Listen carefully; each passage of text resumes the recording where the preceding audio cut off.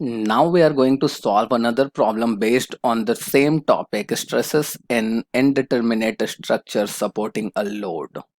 Our question says that a load of 80 kilonewton is jointly supported by three rods of 20 diameter as shown in figure. मतलब क्या कहता है कि 80 kilo Newton की एक load है जिसे आप देख सकते हो फिगर में तीन रॉड से अटैच किया है।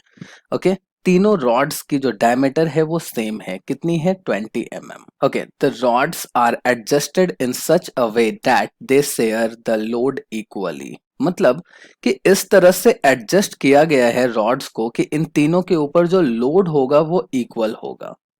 नाउ मतलब P जो आप देखोगे इन तीनों में इक्वल रहेगा। ठीक है, if an additional load of 50 kilonewton is added, मतलब कि इसके ऊपर अगर additional load 80 kilonewton load तो पहले से है, 50 किलो न्यूटन और ऐड कर दिया। Find the final stresses in the steel and copper. मतलब कि देखो 80 किलो न्यूटन की वजह से जो स्ट्रेस है वो तो आपको फाइंड आउट करना ही है, बट और 50 किलो न्यूटन लोड इसमें अटैच किया है हमने, उसके वजह से भी स्ट्रेस आप फाइंड आउट करो और फाइनली बताओ कि इस पे कितना स्ट्रेस आ रहा है स्टील वाले रॉड पे और कॉपर वाले रॉड पे, है ना।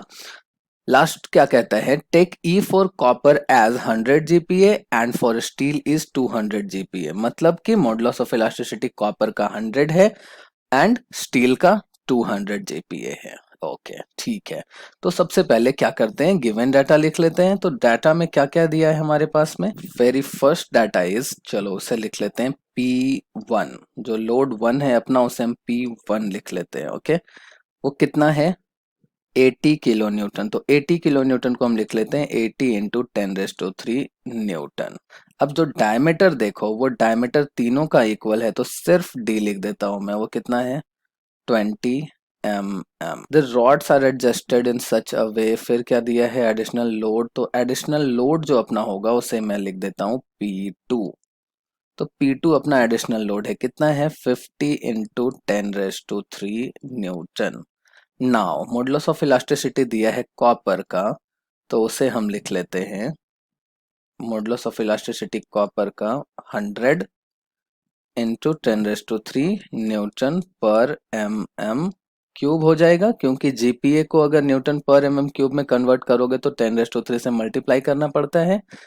Now similarly modulus of elasticity of steel will B how much 200 into 10⁻³ Newton पर स्क्वायर होता है। नाउ अभी देखो गिवन डाटा में आप देख सकते हो कि सब कुछ हमें दिया हुआ है जिससे कि हम स्ट्रेस फाइंड आउट कर पाए, है ना।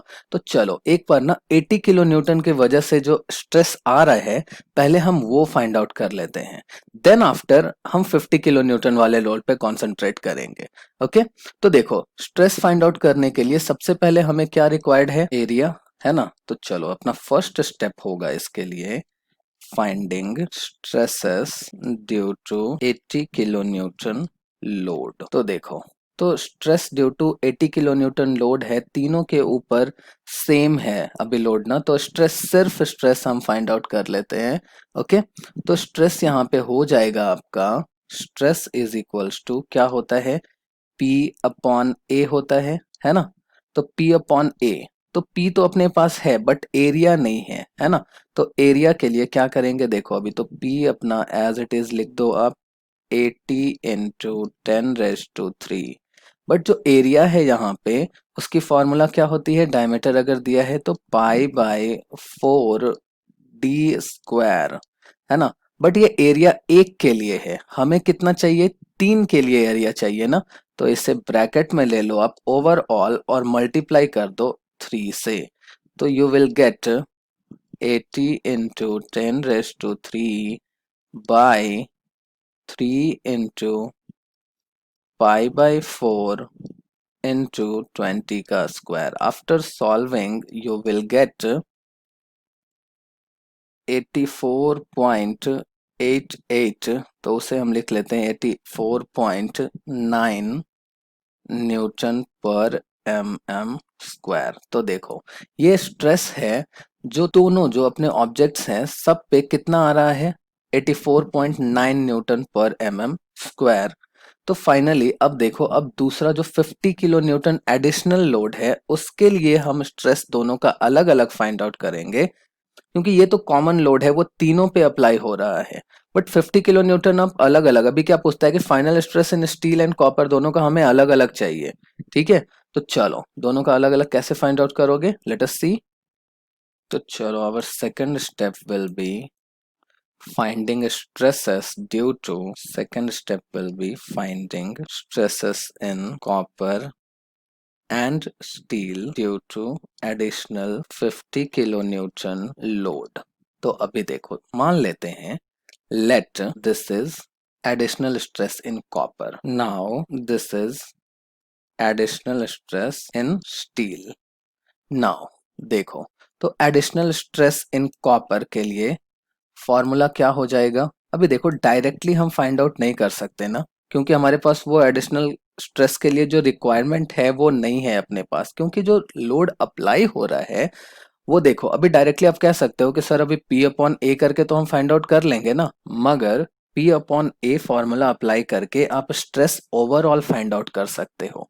सिंगल सिंगल जो वायर्स पे स्ट्रेस आ रही है वो आप फाइंड आउट नहीं कर पाओगे। तो अलग अलग फाइंड आउट करने के लिए हमें अलग तरीके से सोचना पड़ेगा, है ना। तो क्या करेंगे, देखो अभी, देखो ध्यान से देखोगे आप फिगर को, तो change in length in steel जो है और change in length in copper जो है वो इक्वली चेंज होगा ना, क्योंकि जो लोड उसे डाउनवर्ड खींच रहा है, तो ऐसा तो नहीं होगा कि स्टील को ज्यादा खींचेगा कॉपर को ज्यादा कम खींचेगा, है ना।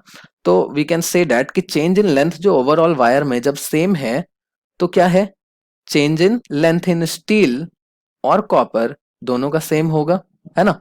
सो देखो, अब लिखते हैं यहाँ पे change in length in copper. तो change in length in copper के लिए क्या फॉर्मूला हो जाएगा, देखो P L upon A E, यही होता है ना। तो देखो यहाँ पे अपने पास स्ट्रेस के लिए हमें चाहिए इक्वेशन, है ना, जिससे कि आप आगे फर्दर पुट कर सको कहीं पे। तो स्ट्रेस के लिए इक्वेशन जब आपको फॉर्म करनी है, तो P अपॉन ए रख के कोई फायदा नहीं है, तो P अपॉन ए को हम लिख देते हैं stress in copper into length of copper upon modulus of elasticity of copper. तो नाउ यू विल गेट, कितना हो जाएगा, अभी देखो स्ट्रेस इन कॉपर तो हमें पता नहीं है, इसी के लिए तो इक्वेशन बनाना है। अब लेंथ जो कॉपर का है आप फिगर में देख सकते हो कितना है, 4 मीटर है, तो 4 इंटू 10⁻³ लिख लोगे आप। Now modulus of elasticity of copper कितना है, 100 इंटू 10⁻³ है। तो नाउ यू विल गेट, अभी देखो 10⁻³ 10⁻³ कैंसिल हो गया, स्ट्रेस इन कॉपर तो पता ही नहीं है, तो एज इट इज छोड़ दो, और 4/100 के लिए क्या हो जाएगा, 0.04। Now change in length, change in length in steel is equals to, similarly यही फॉर्मूला है तो ऐसे डिराइव होगा यहाँ पे। तो this will give you stress in steel into length of steel upon modulus of elasticity of steel.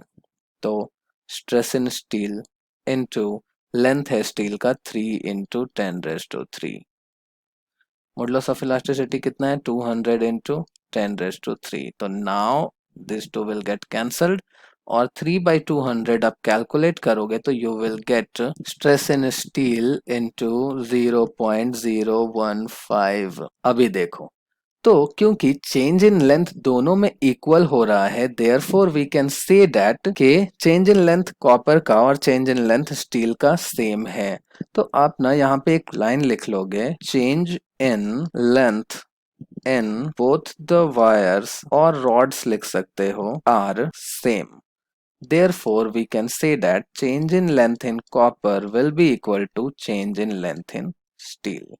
तो अभी देखो, change in length in copper is equals to कितना आया था अपना, stress in copper into 0.04 is equals to कितना था, stress in steel into 0.015।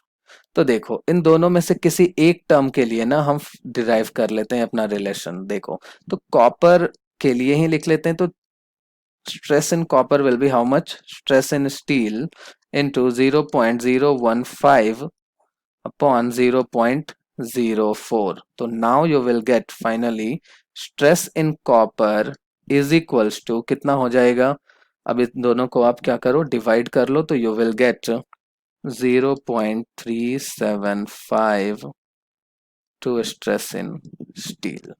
हो गया। नाउ देखो, अभी अपने पास में, अभी देखो आपको पता है कि आप स्टैटिकली इनडिटर्मिनेट स्ट्रक्चर सॉल्व कर रहे हो, तो ये एक रिलेशन हमने क्रिएट कर लिया। अब हम एक और रिलेशन क्रिएट करेंगे, क्योंकि आपको पता है कि आपको अलग अलग इक्वेशंस क्रिएट करके उसकी वैल्यू ही पुट करनी है, तो दूसरा इक्वेशन आप कहाँ से लाओगे। देखो अपने पास टोटल लोड दिया हुआ है, तो टोटल लोड के लिए हम लोगों ने फॉर्मूला देखा था, क्या था, total load P is equals to कितना हो जाएगा, अगर दो तरह के वायर्स हैं अपने पास में, तो दो तरह से ऐड होगा इसमें, देखो तो क्या हो जाएगा, stress in steel into area of steel plus stress in copper into area of copper. Now अभी देखो स्ट्रेस इन स्टील, तो stress in steel as it is लिख देंगे हम, ओके, क्योंकि स्ट्रेस इन कॉपर के लिए हमने फॉर्मूला डिराइव किया है, तो स्टील एज इट इज छोड़ेंगे, बाकी जो जो हमें पता है इस फॉर्मूला में वो हम पुट कर देंगे। तो देखो एडिशनल स्ट्रेस जो अपना है वो कितना हो रहा है, 50 किलो न्यूटन, तो दिस विल बी 50 इंटू 10⁻³ अभी देखो स्ट्रेस, तो स्ट्रेस इसका कितना है, स्ट्रेस इन स्टील, तो ऐसे ही हम छोड़ देंगे बिकॉज हमें पता नहीं है। अब एरिया ऑफ स्टील, तो area of steel will be π/4 into 20 का स्क्वायर, तो इसे एक बड़े ब्रैकेट में डाल लो आप, plus stress in copper into area of copper. तो स्ट्रेस इन कॉपर के लिए हमने स्टील के टर्म में एक डिराइव किया था रिलेशन, तो देखो स्ट्रेस इन कॉपर के जगह पे हम वो रिलेशन पुट करेंगे, तो क्या हो जाएगा वो, plus 0.375 stress in steel into area हो जाएगा, तो एरिया विल बी π/4 d², 20 का स्क्वायर। बट यहाँ पे ध्यान से देखो आपकी एरिया जो है कॉपर का वो डबल होगा, क्योंकि कॉपर के दो रॉड्स हैं हमारे पास में, तो this will be like this. चलो इसे अभी सिंप्लीफाई कर लेते हैं, तो नाउ यू विल गेट कितना, 50 into 10⁻³ stress in steel into π/4 d² will be कितना हो जाएगा, 314.15, ठीक है, plus this will give you 0.375 stress in steel into कितना हो जाएगा ये, 628.31। अभी देखो फर्दर इसे जब हम सॉल्व करेंगे तो you will get 314.15 stress in steel plus, इन दोनों को क्या करना है, हमें मल्टीप्लाई कर लेना है, तो चलो ये दोनों टर्म मल्टीप्लाई कर देते हैं।